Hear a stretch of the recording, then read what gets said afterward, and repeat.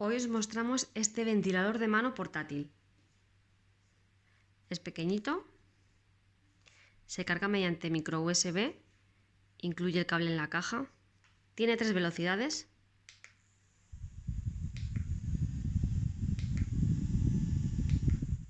viene con un adaptador para poder usarlo de pie